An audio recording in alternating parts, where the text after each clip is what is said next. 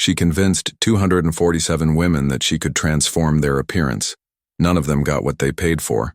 All of them believed they did, until a wedding photographer captured something that mirrors had been hiding for 3 years. Miranda Chen stood in her wedding dress, radiant with happiness, genuinely beautiful in the way that only comes from feeling loved. The photographs were exceptional. Light, composition, emotion, all perfect. But when she looked at the images, she saw something her daily mirror had managed to conceal. Her skin was worse than it had been when she started treatment. Noticeably worse. The texture was compromised. The pigmentation was uneven. She had damage that hadn't been there before. She called Miranda immediately, confused rather than angry. "I look worse in the photos," she said. "I thought the treatments were supposed to improve my skin." Miranda's response would become the first crack in an empire built on theater. "The camera distorts," she said. "What matters is how you feel." But Catherine knew how she felt, because she had looked in the mirror that morning, and the mirror had told her the truth that her investment couldn't afford to hear. This is the story of how someone understood female loneliness so precisely that she could monetize it, how she built a $12 million business out of making women feel seen, and how that feeling, the most human need there is, became a trap. Not because Miranda was predatory, but because she believed in her own mythology so completely that she couldn't see the line between healing and harm. This is what happens when someone understands psychology better than they understand ethics, when the desire to be needed becomes the justification for deception, when believing in something becomes more important than admitting the truth. Miranda Chen's mother was the kind of woman who disappeared while still being present. She was there, cooking, organizing, managing the household of a successful DC surgeon, but something essential had evaporated. Her voice became smaller. Her opinions, which had once shaped family decisions, began to matter less. Her entire identity compressed into a single focus: her appearance. By the time Miranda was 16, her mother spent $40,000 a year on treatments designed to preserve youth. Each treatment promised redemption. Each one failed to deliver, so the next one was scheduled before the disappointment could fully settle. Miranda watched this cycle repeat itself like a desperate prayer. She watched her mother's face in the mirror, saw the hope refresh and die in 6-week intervals. She watched her mother become someone who was being slowly erased by the very industry that claimed to be saving her. What Miranda didn't understand until much later was that her mother wasn't actually trying to stay young. She was trying to stay visible. In her marriage, visibility had become her only currency. She had sacrificed her career, her ambitions, her intellectual life, not because she was forced to, but because the world she inhabited made it clear that a woman's value was negotiable, and the one thing she had to trade was her appearance. So she tried to maintain the deal by maintaining her face. It never worked because the deal was rigged from the beginning. Miranda also watched the women around her, her mother's friends, her teachers, the mothers of her friends. All of them were engaged in the same quiet negotiation with time and visibility. All of them were paying extraordinary amounts of money to women who promised they could fix something that wasn't actually broken. They were paying to be told they were still worth seeing. When Miranda was 12, a woman came to speak at her school about female empowerment. The woman was a successful businesswoman, accomplished and confident. But even as she spoke about women's strength, her hands kept touching her face. She kept checking her reflection in the darkened screen of the projector. She kept adjusting her hair. Here was a woman who had achieved everything the world told women to want, and she was still performing invisibility for herself. This was the moment something shifted in Miranda's understanding. She realized that no amount of achievement could fix what her mother and these women were actually searching for. They weren't searching for better skin. They were searching for proof that they still mattered, that they were still worth looking at, that they were still here. By the time Miranda was 18, she had decided that she would understand this phenomenon. Not scientifically. She had no interest in dermatology. She would understand it psychologically. She dropped out of Georgetown's pre-med program after 2 years, which devastated her father but felt necessary to her. She knew that traditional medicine approached the skin as a problem to solve. But the real problem wasn't the skin. The real problem was that women had been taught to believe their worth was visible, and then taught to be ashamed of caring about visibility. This double bind, care about your appearance but don't care about your appearance, invest in yourself but don't be vain, be beautiful but be beautiful effortlessly, was the actual disease. Treating the skin wouldn't cure it, but understanding it, acknowledging it, validating it without shame, that might actually help. At 24, with $3,000 in savings and no credentials in aesthetics, Miranda rented a small space in a renovated townhouse in Kalorama. She didn't have a business plan. She didn't have training. She didn't have expertise. What she had was something more valuable. She understood the architecture of female loneliness. She understood that women who had everything, money, status, intelligence, achievement, still felt invisible. She understood that they would pay extraordinary amounts to be seen by someone who claimed to understand them. She understood that the promise of transformation mattered infinitely more than the actual transformation. She understood that women were desperate to believe that someone, somewhere, had figured out how to solve the unsolvable problem of remaining visible in a world that was designed to erase them. Within 6 months, she had 40 clients. Within 2 years, she had over 200. Her clinic didn't have a name on the door. Appointments came through referrals only. She never advertised. The exclusivity was the product. Women didn't come for skincare. They came to be part of a secret that made them feel less alone. Miranda's gift was not dermatological. It was psychological. She could identify vulnerability in the first 30 seconds of a consultation. Not the obvious signs, but the subtle ones that most people missed. The way a woman's eyes flickered when asked about her skin, revealing that the question touched something deeper than surface-level concern. The small pause before answering questions about her life, indicating that the answer required translation from what she actually felt to what she was supposed to say. The barely perceptible slouch of someone who had learned not to take up space, whose body had been trained by years of making herself smaller. These weren't signs of weakness.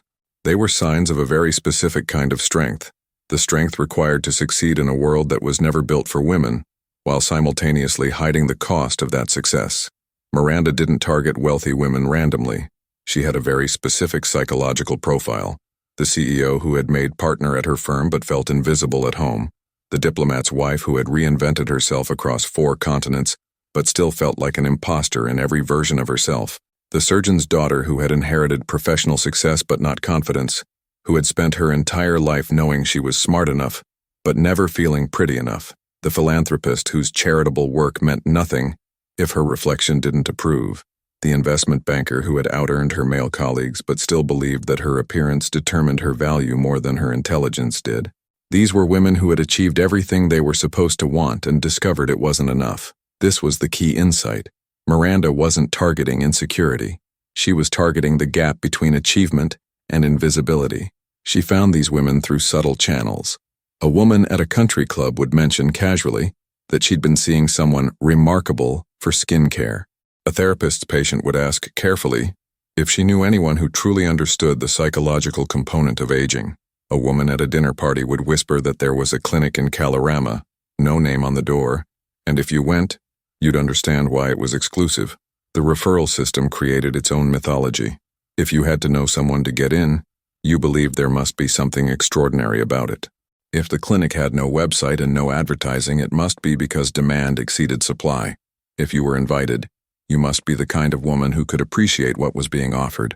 Miranda's clinic was designed like a confessional. The waiting area had no mirrors. This was crucial. Women arrived carrying their anxiety about their appearance, and immediately they were in a space where they couldn't check themselves. There was soft lighting, almost no natural light. There was music chosen specifically to calm the nervous system. There were comfortable chairs, but not too comfortable. Comfort could make you complacent. The aesthetic was luxury but not intimidating. It said, "You are being cared for." The treatment rooms had curtains instead of doors. Intimate but not clinical. Private but not isolating. There were never other clients visible. Everything was designed to create the feeling that this woman, this client, was the only person who mattered. The first consultation lasted 2 hours. This was not accidental. 2 hours was long enough that a woman's defenses began to lower. Long enough that she started to feel safe. Long enough that she began to believe that someone actually cared about understanding her, not just selling her something. Miranda didn't begin by discussing treatments. She began by discussing life. She would ask, with genuine curiosity, where had this woman come from? What had she sacrificed to get where she was? What had she given up? What did she want to feel when she looked in the mirror? What was she afraid people saw when they looked at her? What did she believe about herself that contradicted what she'd achieved? What kept her up at night? These weren't rhetorical questions. Miranda listened. She took notes. She remembered details. She asked follow-up questions that indicated she had actually heard what was being said. By the end of the consultation, women reported feeling profoundly understood. Many cried. Some said it was the first time anyone had truly listened to them in years. Some said it was the first time they'd ever articulated these fears to another human being. This was the actual treatment. This was what they were paying for, though neither woman would have articulated it that way. They would say they were paying for skincare expertise, but what they were actually paying for was the experience of being seen by someone who understood the invisible architecture of their lives. Miranda charged $5,000 for the initial consultation. This wasn't exploitative, it was strategic. The high price meant that women took the appointment seriously. They didn't come casually. They came prepared to invest something valuable, which made them more likely to invest emotionally. The high price also meant that when women left the consultation, they felt they had received something valuable, because they had paid for something valuable. Economics and psychology aligned perfectly. Miranda had no formal training in dermatology. She had completed a single online course in basic skincare, 12 weeks, no verification, entirely self-paced. She had no license to perform procedures. She had never studied human anatomy beyond what was taught in high school biology. She had no professional credentials of any kind. What she had was intelligence, intuition, an eye for visual presentation, and an understanding that people believe in authority when authority is performed confidently. She began creating treatments that didn't exist anywhere else because they couldn't exist anywhere else. They were scientifically incoherent. The cellular regeneration protocol involved a machine she'd purchased for $800 online, a commercial LED light therapy device that was genuinely harmless but also genuinely unremarkable. She modified it slightly, added some additional LED lights she'd sourced from a theater supply company, and positioned it so that it looked more sophisticated than it was. She paired it with serums she ordered in bulk from suppliers in South Korea, products that cost $3 per liter wholesale, and she relabeled them with expensive-sounding names written in calligraphy on custom labels. Cellular Regeneration Serum, Luminescence Activator, Molecular Renewal Complex. The names were invented. The serums were generic moisturizers with fragrance added. The collagen reactivation treatment was essentially microdermabrasion, a standard exfoliation technique that any competent esthetician could perform, combined with a proprietary oil blend that was 90% mineral oil and 10% fragrance. Microdermabrasion was real and somewhat effective. The oil blend was not. But the way Miranda performed the treatment made it feel transformative. She would dim the lights further. She would play specific music, instrumental, minor key, emotionally resonant. She would move slowly, deliberately, as if she was performing something sacred. She would whisper affirmations as she worked. Your skin is remembering its own power. You are shedding what no longer serves you. You are becoming visible again. These affirmations had no scientific validity, but they had profound psychological power. The luminescence facial used a combination of chemical peels, which were real and could produce some temporary skin brightening, and hydrating masks that any competent esthetician could apply. But Miranda had ritualized the experience. She would prepare the treatment room with candles. She would play a specific sound bath recording. She would have the client change into a silk robe instead of a standard disposable gown. She would spend 30 minutes on the chemical peel application when 5 would have been sufficient, using the time to continue the conversation, to continue validating the client's experience, to continue deepening the sense that this was something sacred and special and unavailable anywhere else. Here's what's crucial to understand. The treatments didn't work, not because Miranda was deliberately harming anyone, not because she was cynically stealing, but because the treatments were cosmetically ineffective. They weren't based on dermatological science. They were theater designed to feel like science. The results clients experienced in the first weeks were primarily placebo. Women felt better because they had invested something valuable in themselves, because they felt seen, because they had permission to care about their appearance without shame, because someone had validated that their invisibility was real and that it mattered. This wasn't fraudulent in the traditional sense. The clients were actually getting something valuable. The problem was that they believed they were getting something different than what they were actually getting. For the first 6 months, this equilibrium worked perfectly. Women reported feeling better, not because their skin had transformed, but because their internal experience had transformed. They felt more confident. They held themselves differently. They took better care of themselves in other ways. They slept better, stressed less, took more professional risks, advocated for themselves more effectively. They felt more visible. They attributed these changes to Miranda's treatments, but the actual mechanism was entirely psychological. Miranda had created a psychological intervention and called it a skincare treatment. In a sense, this was genius. She had solved a problem that actual dermatology couldn't solve because the problem wasn't actually dermatological. The danger emerged precisely at the 6-month mark, when neuroplasticity wore off, when the placebo effect began to fade, when women expected to see actual transformation in the mirror, when the psychological benefit began to diminish, and they needed objective evidence that something was actually happening to their skin.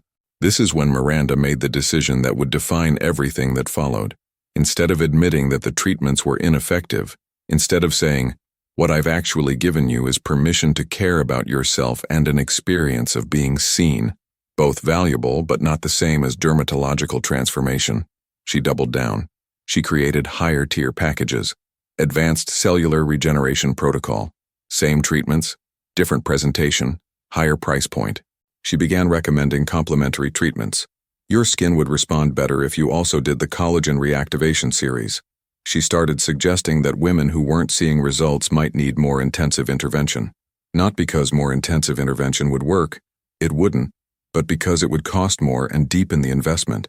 She created a mythology around why some women's skin responded faster than others. Some had better cellular receptivity. This wasn't a real thing. Some had less internal toxicity. This also wasn't real. Some needed to commit more fully to the process. This was the cruelest part. She was essentially telling women that if they weren't getting results, it was a failure of their own commitment, not a failure of her treatments. She was weaponizing the psychology she understood so well.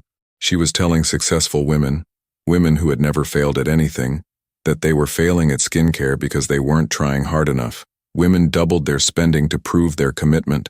Women added treatments to their regimen. Women stopped seeing other dermatologists because Miranda had positioned conventional dermatology as limited, unable to understand the psychological component of skin health. Women began defending the treatments to skeptical friends. They had become invested in the mythology because admitting it was false would mean admitting something unbearable about themselves. What Miranda offered was something no one else in her clients' lives was offering: absolute attention without judgment. In her treatment room, powerful women could admit vulnerability without professional consequences.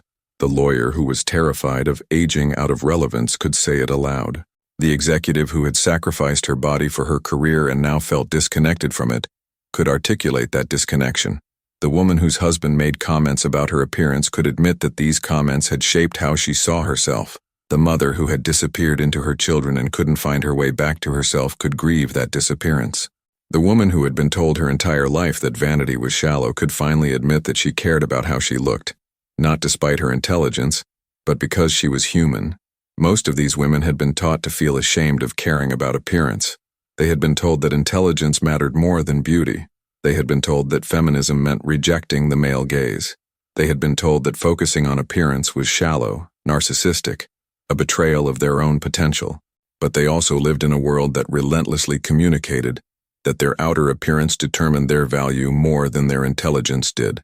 They were evaluated on appearance in ways their male colleagues were not. They experienced age differently. Where male aging could be distinguished, female aging was erasure. They understood at a cellular level that visibility was currency, and they had been shamed for understanding this. Miranda didn't shame them. She acknowledged the contradiction. She said, "Of course you care about how you look. You're a human being. Your appearance is the first thing people see when they look at you. That's not shallow. That's reality. And you deserve to feel beautiful. You deserve to feel visible. That's not vanity. That's self-respect." This reframing was intoxicating. For the first time, these women were in a space where their appearance anxiety was validated rather than pathologized, where their investment in their appearance was framed as strength rather than weakness, where caring about how they looked was positioned as an act of self-love rather than self-betrayal. Women began coming to the clinic not just for treatments, but for the conversation, for the understanding, for permission to care about themselves in a way they'd been trained to hide. Some clients were coming twice a week. Some were referring all of their friends. Some were spending $15,000 a month on treatments. The clinic had expanded to 6 treatment rooms. Miranda had hired 2 assistants, young women in their early 20s with no formal credentials, whom she trained to perform the same ritualistic treatments. These assistants knew even less about dermatology than Miranda did, but they had been trained to perform the theater perfectly. They had been trained to listen, to validate, to make each client feel like the only person who mattered. The mythology had become so elaborate that it had internal logic. If one treatment didn't produce results, the explanation was never that the treatment was ineffective. The explanation was that the client needed a more intensive protocol, or that her skin was detoxifying, or that she needed to be more patient, or that she wasn't committing fully to the process. The system explained its own failures. The system was self-perpetuating. There's a moment in every seduction where the target stops questioning the logic and starts defending it. A woman would mention to a friend that her skin looked the same after 6 months of treatment, and the friend would say, "That's because you haven't done the advanced protocol yet." The victim would agree. The victim would spend more money. The victim would defend the system to skeptics. The victim had become so invested in the fiction that admitting it was a fiction meant admitting she had been foolish. It meant admitting she had been desperate. It meant admitting she had been vulnerable enough to hand over enormous amounts of money to someone who didn't actually have the expertise she claimed to have. It meant admitting that all the things she had been taught not to care about, appearance, visibility, being seen, actually mattered to her profoundly. That admission was more painful than continuing to believe. What Miranda created was almost a cult, but not in the traditional sense. It wasn't based on a charismatic leader demanding obedience. It was based on something more sophisticated. A woman who understood what her clients actually wanted and who was willing to provide it. The clients wanted to believe that someone understood them, that someone saw them, that someone thought their invisibility was real and mattered. They wanted permission to care about themselves without shame. They wanted to belong to something exclusive and special. And they wanted all of this without having to admit that they wanted it. Miranda gave them all of this. What she did was create a space where women's deepest fears and desires were acknowledged and honored, and then she charged them extraordinary amounts of money for it. This is the complexity that makes the deception so profound. She wasn't entirely wrong about what women needed. She was just monetizing it in a way that required them to believe a lie.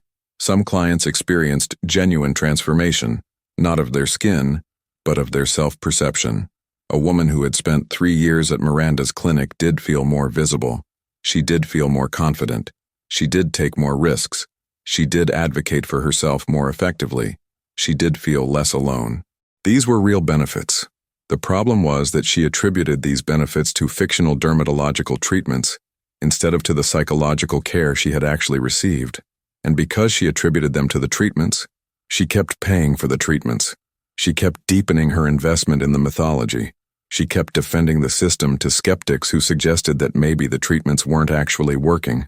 By year 2, Miranda's clinic had become a status symbol among a specific circle of wealthy DC women. To be a client at Miranda's meant you had access. It meant someone had trusted you enough to refer you.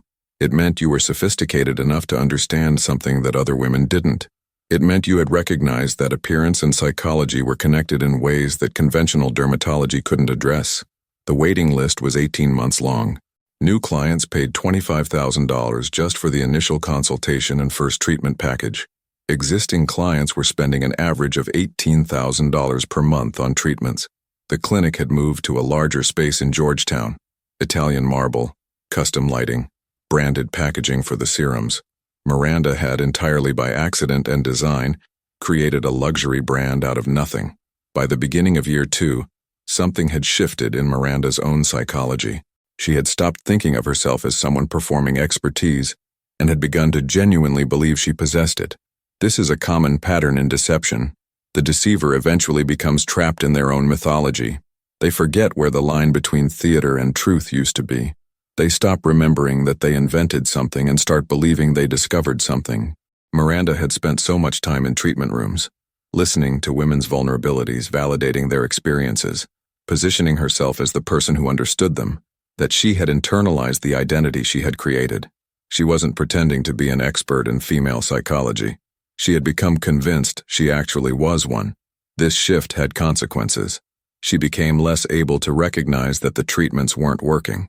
She had invested so much of her own identity in the mythology that evidence against it felt like evidence against her.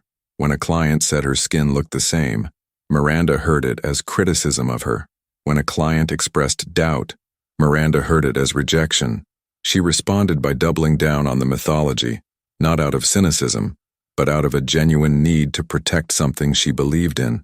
What's remarkable is that she wasn't running a typical scam. She wasn't taking money and disappearing. She wasn't being cynical about the people she was deceiving. She was genuinely invested in her clients' experiences. She remembered details about their lives. She asked follow-up questions about problems they'd mentioned months before. She sent birthday messages. She created a community feeling. She organized client appreciation events where women could bond over their shared investment in the clinic and in understanding themselves through the lens of appearance and visibility. She was building something that felt like belonging. This is what made the deception so insidious. It wasn't purely predatory. It was almost loving. The relationship between Miranda and her clients was real in many ways. The understanding was real. The attention was real. The validation was real. Only the dermatological expertise was false. And because so much of what she was offering was actually valuable, the lie at the center of it became invisible. It became defended rather than questioned. Women began to isolate themselves from outside perspectives. When a friend who wasn't a client suggested that skincare treatments shouldn't cost $1,500 per session, the client would explain that her friend didn't understand advanced dermatology. When a woman mentioned seeing a dermatologist who suggested that some of Miranda's treatments might be too aggressive, the client would dismiss the dermatologist as conventional and limited. Miranda had created an us versus them narrative where she and her clients were the enlightened ones, understanding something that the medical establishment couldn't perceive. The medical establishment had a vested interest in keeping women dependent on prescription treatments, Miranda would say. The medical establishment didn't understand the psychological component of skin health. The medical establishment couldn't see what Miranda saw. Clients began to distrust dermatologists. They stopped listening to concerns from friends who weren't clients. They isolated themselves within the community Miranda had created. The financial investment had become psychological. A woman who had spent $150,000 on treatments had to believe they were working because the alternative was unbearable. The alternative was admitting that she had been foolish, admitting that she had been manipulated, admitting that she had been vulnerable enough to hand over substantial sums of money to someone with no expertise, admitting that she had been desperate enough to believe something that contradicted her own intelligence. She had sunk costs in the form of money, but also in the form of identity. She had told her friends she was doing this. She had positioned herself as someone who understood beauty and wellness at a sophisticated level. She had recommended other women to come to Miranda. If the system was false, she hadn't just been fooled. She had fooled others. She had convinced her friends to spend money on something that didn't work. Most people will do extraordinary things to avoid that admission. Most people will defend a lie if the lie is protecting them from the recognition that they were foolish. One client, a woman named Patricia, who was a federal judge, had spent $280,000 over 3 years. She had recommended Miranda to 17 of her friends. When she began to have doubts, when she noticed her skin looked worse, when she saw a dermatologist who expressed concern about damage from excessive chemical treatments, she didn't question Miranda. She questioned the dermatologist. She told herself that the dermatologist didn't understand the process. She told herself that skin often looks worse before it looks better. She told herself that she needed to be more patient. She doubled down on treatments instead of questioning them. Why? Because admitting that Miranda's treatments were ineffective would mean admitting that she, a federal judge who had built her career on discernment and judgment, had been fooled, that she had handed over $280,000 to someone without credentials, that she had convinced 17 of her friends to do the same. The cost of that admission was higher than the cost of continued belief. This is the psychological mechanism that keeps deception alive long after objective evidence should have killed it. The sunk cost isn't just financial, it's identity level. The victim has organized their sense of themselves around the belief. To abandon the belief is to reorganize their entire self-concept. Most people will choose to continue believing rather than do that work. Miranda understood this not consciously but intuitively. She understood that her clients were trapped in the same kind of double bind she was. Neither of them could admit the truth without admitting something unbearable about themselves. So they both participated in maintaining the mythology. They were partners in the deception, even though only one of them was conscious of the partnership. This is what makes psychological manipulation different from simple theft. It requires the complicity of the person being manipulated. The system only works if both parties are invested in maintaining it. By year 2.5, the clinic had 47 employees. Not all of them were performing treatments. Many were administrative, handling the overwhelming volume of appointment requests, managing the waiting list, processing payments. The clinic was generating approximately $2 million per year in revenue.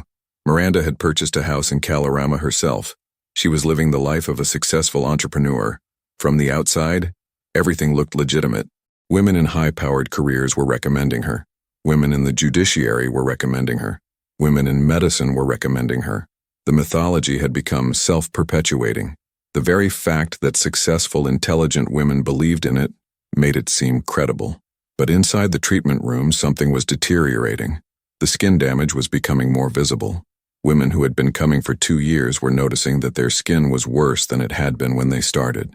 Some were experiencing sensitivity from excessive chemical treatments. Some had developed rosacea or other inflammatory conditions. The aggressive microdermabrasion sessions, which happened far too frequently, were compromising the skin barrier. The chemical peels, which were being applied without proper knowledge of skin chemistry, were causing irritation. The serums, which were largely ineffective, meant that clients weren't getting actual skin care. They were getting theater and their skin was suffering for it.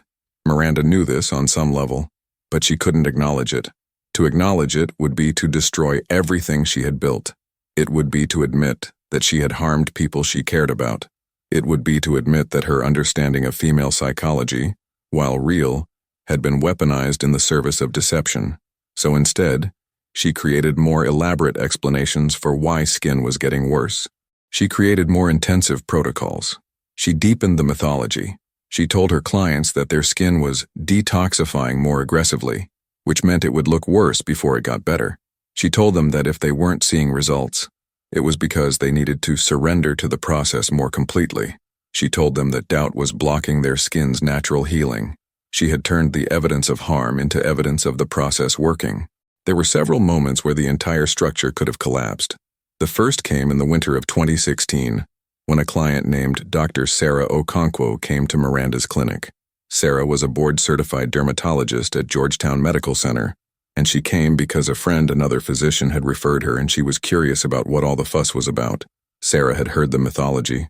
She had heard women at Georgetown Medical Center talking about how they no longer trusted conventional dermatologists because they didn't understand advanced skin psychology. Sarah was skeptical but willing to be convinced. She wanted to understand what was happening in this clinic that had become almost mythological in certain DC circles. Sarah arrived for her consultation with her skepticism intact. She listened to Miranda explain the clinic's philosophy. She heard about cellular regeneration and molecular renewal and the connection between psychological vulnerability and skin health. She heard a compelling narrative about how conventional dermatology had abandoned the psychological component of skincare. She heard a woman who spoke with confidence about things Sarah had been trained to believe were false. And in that moment, Sarah made a choice. She decided to experience the clinic as a client, not as a dermatologist. She suspended her professional knowledge. She allowed herself to be seduced by the mythology. She came back for treatment. Sarah's first treatment was the Advanced Cellular Regeneration Protocol. As she was lying in the treatment room, something shifted. She wasn't just experiencing the treatment, she was analyzing it. She recognized the LED device as a commercial product that cost $800 wholesale. She could identify the microdermabrasion technique. It was fine. Nothing special. Something any competent esthetician could perform. She could see the serums being applied. They smelled expensive, but she could identify the fragrance base, could recognize the mineral oil carrier. She could see that what Miranda was selling was theater. It was beautiful theater, but it wasn't dermatology. Sarah had a choice. She could have called Miranda afterward and explained what she had observed. She could have said, "I recognize what you're doing. I see the theatrical elements. I see that you're not qualified to perform these treatments. I see that the treatments aren't based on dermatological science, but I also see that you're doing something valuable for your clients psychologically. If you want to continue doing this work, you need to do it honestly. You need to stop claiming medical expertise you don't have. You need to be honest about what you're actually offering. Psychological support and ritual, not dermatological transformation. Sarah could have been the person who created the possibility for honesty. Instead, she didn't call. Why is a crucial question. Sarah told herself she didn't want to humiliate Miranda. Sarah told herself that if the treatments weren't harmful in a dramatic way and women wanted to pay for the experience, maybe that was fine. Sarah told herself that dermatology was about physical skin, and maybe Miranda was actually doing something with the psychological component that Sarah wasn't trained to understand. Sarah was rationalizing. Sarah was protecting herself from the discomfort of being the person who says the emperor has no clothes. But there's another layer. Sarah was also protecting herself from a fear. What if she was wrong? What if there was something to Miranda's approach that Sarah, with her conventional medical training, couldn't perceive? What if Miranda actually did understand something about the connection between psychological vulnerability and skin health that Sarah had been too rigidly trained to recognize? This fear, the fear of missing something true because you're too conventional to recognize it, is a powerful silencer. It makes people doubt their own expertise. It makes them willing to believe that someone who is confidently claiming special knowledge might actually possess it. Sarah left the clinic. She never went back. But she also never warned anyone. She had seen the truth, and she chose not to speak it. When friends asked her about the clinic, she was noncommittal. She didn't recommend it, but she didn't discourage it either. She simply didn't speak. This silence was complicit. This silence allowed the deception to continue. This was the moment when redemption was possible. If Sarah had spoken, if she had told the community of intelligent women around her that Miranda had no credentials and was performing theater without medical foundation, the entire mythology could have unraveled then. 247 women might have spent $12 million, but instead 247 women spent $12 million. The second moment came 6 months later, when one of Miranda's assistants, a woman named Jessica who had been working at the clinic for 2 years, finally admitted to herself what she already knew. Jessica had been trained by Miranda to perform the treatments. Jessica knew the LED device was commercial. Jessica could see the bulk serums being relabeled. Jessica knew that the chemical peels being applied were being applied too frequently and without proper knowledge of skin chemistry. Jessica could see women's skin getting worse. Jessica could see the damage accumulating. Jessica could see that Miranda was not a dermatologist and was not qualified to be doing this. Jessica also had financial incentives not to speak. She was making $60,000 a year, plus tips from clients, more than she could make anywhere else as someone with no formal credentials. She had clients who asked specifically for her. She had clients who gave her gifts and told her she was the only person who truly understood them. She had become part of the community she was deceiving. She had organized her social life around the clinic. Her closest friends were other clinic staff members. Her sense of purpose came from the work she was doing, or thought she was doing. Jessica had a choice. She could have gone to Miranda and said, "I can't do this anymore. I know the treatments aren't based in dermatology. I know clients' skin is being damaged. I know we're taking money under false pretenses.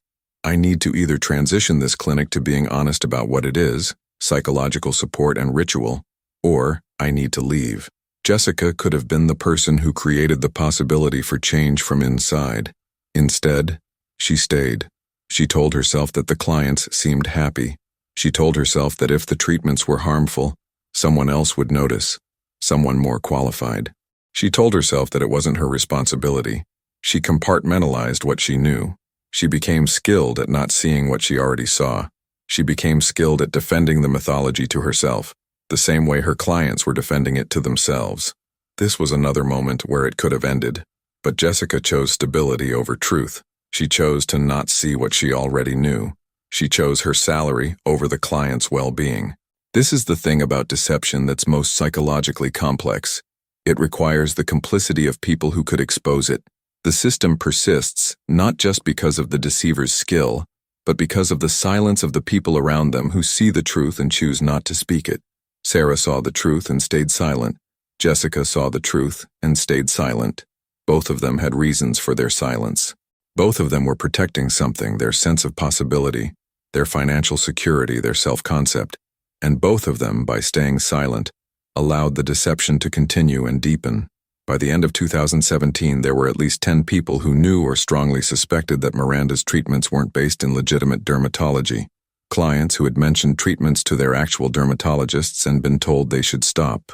Staff members who knew what was in the serums and how they were being applied. A salesperson from the bulk supplier who had become curious about why one person was ordering such large quantities of certain products. An esthetician from another clinic who had become a client and recognized the techniques. All of these people had information. None of them spoke. The silence of all these people was the glue that held the mythology together. Miranda existed in this silence. She needed it. The deception required it. And the deception was now so profitable and so deeply embedded in the identities of so many successful women that it had become almost self-protecting. The women who were being deceived were now the system's strongest defenders. The unraveling didn't begin with investigation. It didn't begin with regulatory action. It began with something small and inevitable, a wedding photographer's images. Miranda Chen had been a client at Miranda's clinic for 3 years. She had spent approximately $200,000 on treatments. She had been referred to the clinic by a friend who was a federal judge. She believed in the mythology completely. She defended it to skeptics.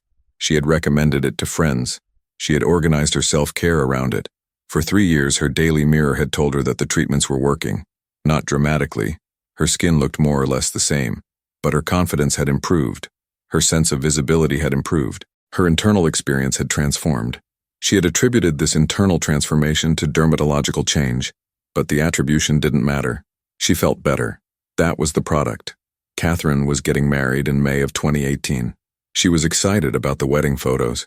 She had invested so much in her appearance, not just through Miranda's treatments, but through fitness, nutrition, skincare, and she wanted photographs that reflected that investment. The wedding photographer was exceptional. The photographs were beautiful. Light, composition, emotion all perfect. Catherine looked radiant, happy, confident. This was genuine beauty. The kind that comes from feeling loved and feeling like you matter. But when Catherine looked at the wedding photos, she saw something her daily mirror had managed to hide from her for 3 years. In the images, which couldn't lie the way mirrors could, her skin looked worse than it had been when she started treatment, noticeably worse. The texture was compromised, damaged by excessive microdermabrasion. The pigmentation was uneven, the result of repeated chemical peels applied without proper knowledge. She had rosacea-like sensitivity that hadn't been there before. She had fine lines in places she hadn't had them. She had damage that was accumulating. She looked at the photographs and she saw the cost of her investment, not the psychological cost, which had been valuable, the literal cost to her skin. She called Miranda immediately. She was confused, not angry. She said, "I look worse in the photos. I thought the treatments were supposed to improve my skin. What happened?" This was the moment. This was the critical moment where truth met mythology. This was the moment where someone was asking directly for honesty. Miranda's response was crucial. She had a choice. She could have told the truth. She could have said, "Catherine, I need to be honest with you. I'm not a dermatologist. I'm not qualified to perform these treatments. The treatments aren't based in dermatological science. What I have actually given you is psychological support and ritual, and that's valuable. But the damage to your skin is real, and I'm responsible for it. I'm going to refer you to a dermatologist who can help repair this, and I'm going to refund everything you've spent. I'm sorry. I got caught in my own mythology, and I hurt you." This would have meant destroying everything she had built. It would have meant admitting failure. It would have meant facing the consequences of her deception. It would have been the courageous choice. It would have been the right choice. Instead, she said, "The camera distorts. Photography can be harsh on the skin. What matters is how you feel when you look in the mirror." Catherine knew this wasn't true. Catherine had looked in the mirror that morning, and her skin looked damaged. But Catherine also understood on some level that if she pushed on this, if she demanded honesty, she had to confront something about herself. She had to admit that she had been foolish. She had to admit that she had been vulnerable enough to believe something that didn't have a rational foundation. She had to admit that she had wanted to believe so badly that the treatments would work, that she had ignored evidence to the contrary. That admission was more painful than the skin damage. So Catherine didn't push. But she also stopped coming to the clinic. She didn't schedule another appointment. And when her friends asked why, she told them the truth. Not the whole truth, not the full mythology and its collapse, but the essential truth: the treatments didn't work. Her skin looked worse. She was stopping. The unraveling accelerated from there. Other long-term clients began looking at their skin with new eyes. A woman who had rationalized that her skin looked the same but felt better suddenly realized her skin looked worse. A woman who had told herself that the damage she could see was the skin purging toxins realized there was no scientific basis for that claim. A woman who had defended the clinic to skeptical friends suddenly understood that the skeptics had been right. A woman who had ignored her dermatologist's concerns now wished she had listened. Within 3 weeks, the cascade was unstoppable. Women began calling the clinic and saying they wanted refunds. Miranda didn't have $12 million. She had spent most of it on the expanded clinic, on her house, on her lifestyle, on the theater required to maintain the mythology. She couldn't refund $12 million. She knew the moment was coming when legal action would follow. She knew that she would face consequences. The clinic closed, not because of regulatory action, though that was coming, not because of legal consequences, though those were inevitable. The clinic closed because the mythology had collapsed, and once it was gone, there was no product to sell. The experience that had been valuable, the psychological support, the attention, the validation, was now poisoned by the knowledge of deception. Women didn't want to come back and feel understood by someone who had lied to them about the fundamental nature of what they were selling. Within 2 months, the Washington, D.C. Health Department received 47 complaints. Within 6 months, they had received over 200. Clients were comparing notes. They were realizing how many of them had experienced the same deception. They were realizing that their friends had also been deceived. They were realizing that they had recommended the deception to other women, and that realization was excruciating. Miranda did not face criminal charges. The deception was not illegal in the way that traditional fraud is illegal. She had taken money for services and provided services, even though the services were ineffective. The treatments did not physically harm anyone in a way that would constitute assault. The deception was psychological, and psychology is harder to prosecute. What Miranda faced was civil lawsuits. She faced the loss of her business. She faced the knowledge that she had harmed women who had trusted her. The moment of exposure also revealed the complicity of others. Dr. Sarah Okonkwo's silence became known. Women asked, "Why didn't you say anything?" Sarah had to face the fact that her silence, her fear, her self-protection, had allowed the deception to continue and deepen. Jessica, the assistant, was confronted by clients who felt betrayed. Jessica had to admit that she knew the treatments weren't based in dermatology, and she stayed silent anyway. The consequences for Miranda were real. She lost her business. She lost her house. The lawsuit settlements required her to liquidate her assets. She lost her community. The women who had trusted her, who had become her friends in the treatment room, now saw her as someone who had exploited them. The identity she had constructed, as someone who understood female psychology and could facilitate transformation, was revealed to be false. What remained was a woman who had understood female loneliness and had weaponized that understanding in service of deception. The consequences for the clients were also real. Women who had spent $50,000 to $280,000 on treatments had to confront the fact that they had been deceived. More painfully, they had to confront the part of themselves that wanted to believe so badly that they ignored evidence. They had to face the vulnerability that had allowed them to be deceived in the first place. They had to look at their damaged skin and see the cost of their own willingness to believe in magic. Some clients were able to seek legitimate dermatological care to repair the damage. Some skin damage was reversible. Some wasn't. Some women developed anxiety around their appearance that lasted years. Some withdrew from the world for a period, unable to face the public visibility they had been so desperate to maintain. Some sued and received settlements. Some decided not to pursue legal action because pursuing it would mean publicly admitting they had been fooled.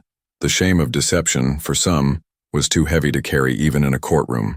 Miranda eventually moved to another city. She didn't return to the aesthetics industry. She got a job in human resources at a tech company. She lived quietly. She didn't speak publicly about what had happened, but she also didn't deny it. She didn't claim she had been wrongly accused. She didn't create a counter-narrative. She accepted, it seems, what she had done and the harm that had resulted. The women of D.C. moved on. Those who had been clients began recommending legitimate dermatologists to each other. They began to heal their skin and their trust. They began to process the vulnerability that had allowed them to be deceived. They began to understand something about themselves that was painful but true, that they were capable of wanting to believe something so badly that they would ignore reality, that they were vulnerable to the promise of transformation and belonging, that the loneliness they had felt was real, even if the dermatological solution had been false. What happened in Miranda's clinic is not unusual. It's a pattern that repeats itself across industries and contexts. Someone understands a fundamental human vulnerability. Someone creates a system to monetize that vulnerability while appearing to address it. And most people, victims and witnesses alike, participate in the deception because the alternative is too painful to face. Miranda understood something true about female experience, that women are taught to be ashamed of caring about visibility, while simultaneously living in a world that measures their value by how visible they are. That women are desperate to believe someone understands this contradiction. That women will pay extraordinary amounts of money to have someone witness their pain and validate their experience. That the promise of transformation matters more than transformation itself. These insights were not false. Miranda's understanding of female psychology was real. What made it predatory was that she weaponized it. She took a genuine insight and turned it into a system of extraction. But here's what makes this story uncomfortable. Miranda couldn't have succeeded without the complicity of her clients. And the complicity of her clients came from a very human place. They wanted to believe. They wanted someone to understand them. They wanted permission to care about themselves. They wanted to feel less alone. These are legitimate needs. And Miranda met those needs. The problem was that she lied about the mechanism by which she was meeting them. She said she was transforming their skin when she was actually transforming their internal experience. And because transforming internal experience is harder work and less quantifiable than transforming skin, she couldn't say it directly. She had to dress it up as dermatology. The clients participated in this deception because the truth was too painful to face. Because admitting that the treatments didn't work meant admitting that they had been foolish. Because admitting vulnerability was harder than maintaining a mythology. Because a woman who had spent $200,000 on treatments could not look at herself and say, "I did that, I made that choice. I was desperate enough to believe something false." So instead, they defended the mythology. They attacked the people who questioned it. They deepened their investment in it. They became partners in their own deception. What does this reveal about us? What does it reveal about the gap between what we claim to want and what we actually want? What does it reveal about the ways we rationalize away evidence that contradicts our investments? Women who would never accept this kind of deception in their professional lives accepted it in their personal lives. Women who would demand evidence and logic in business contexts suspended all critical thinking when it came to their appearance and their invisibility. Why? Because appearance and visibility are not just surface-level concerns. They're connected to something deeper, the fear that we matter less than we need to matter, the fear that we are becoming invisible, the fear that no one will see us, and this fear is rational. It's based in real experience. Women do matter less in many contexts. Women do become invisible as they age. Women are evaluated first on appearance. These are not delusions. They're observations of reality. Miranda exploited this reality, but she didn't create it. She didn't create the conditions that made women desperate enough to hand over $200,000 to someone without credentials. Those conditions were already there, in the way women are valued, in the way aging women are erased, in the way appearance determines visibility. Miranda just understood how to package hope in a way that made it irresistible. And what about Sarah? What about Jessica? What about all the people who saw the truth and chose not to speak it? What does their silence reveal about us? It reveals that we are often more loyal to our own comfort than to other people's truth, that we rationalize away complicity by telling ourselves it's not our responsibility, that we tell ourselves that someone else will speak up, so we don't have to, that we protect our self-image by pretending not to see what we already see. Sarah could have spoken. She didn't because speaking would have required her to risk her self-concept as someone who is always right, always knowledgeable. Jessica could have spoken. She didn't because speaking would have meant losing her job and her community. We judge them for their silence, but we also understand it, because we would probably do the same. What makes this story a mirror is that it reveals something we usually avoid looking at, our own capacity for deception. Not deceiving others necessarily, but deceiving ourselves. Our capacity to want to believe something so badly that we'll ignore evidence. Our capacity to rationalize away harm we're causing. Our capacity to remain silent when speaking would cost us. Our capacity to be both victim and perpetrator in the same system. Our capacity to participate in our own exploitation, because the alternative, admitting our own vulnerability, is unbearable. Miranda is not a monster. She's not someone who was born wanting to deceive. She's someone who understood something true about human vulnerability, and who created a system to meet that vulnerability while extracting value from it. She's someone who got caught in her own mythology and couldn't find her way out. She's someone who needed to be needed so badly that she was willing to let women believe something false so that they would keep coming back.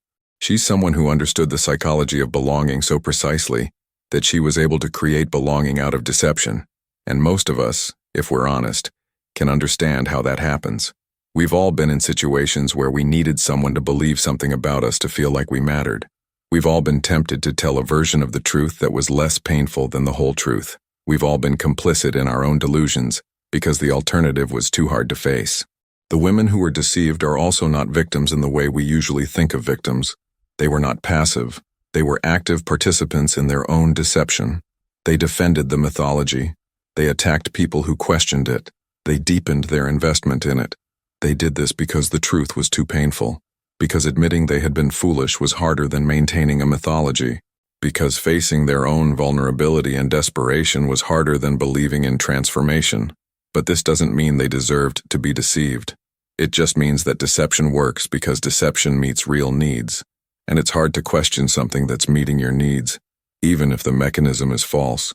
What we're left with is a story that doesn't have clear heroes or villains. Miranda was both healer and predator. The clients were both vulnerable and complicit. The witnesses were both afraid and responsible. This is the way most deception actually works. It's not one villain and many victims. It's a system where everyone is doing what they need to do to survive, psychologically, financially, socially. The tragedy is that this system requires everyone involved to pretend not to see what they already see. It requires complicity. It requires silence. It requires us to be a little less honest with ourselves than we could be. The final question, the question left unanswered, is whether you could be deceived in the same way, whether there's a promise, a mythology, a community that you're defending not because you've verified its truth, but because you desperately need it to be true, whether there's something about yourself that you're unwilling to see because seeing it would require you to change something fundamental about how you live, whether there's someone around you who sees the truth and isn't saying anything, and whether you would want them to, or whether you're comfortable with the silence, whether the deception you're complicit in is someone else's deception or your own. Deception shows us something we usually avoid looking at, our own vulnerability. Have you ever realized someone wasn't who you thought they were? Have you ever invested so much in a belief that you couldn't admit it was false? Have you ever known something was wrong but hoped no one would make you say it out loud? What did you learn from that? And more importantly, what are you learning right now in this moment about what you're willing to believe and why? These stories help us understand ourselves and each other. If you have a story about trust, betrayal, the masks we wear, or the ways we deceive ourselves, Velvet Traps exists to listen. Send it to velvettrapsagmail.com. These stories help us understand what we're capable of, for better and worse. Your perspective matters.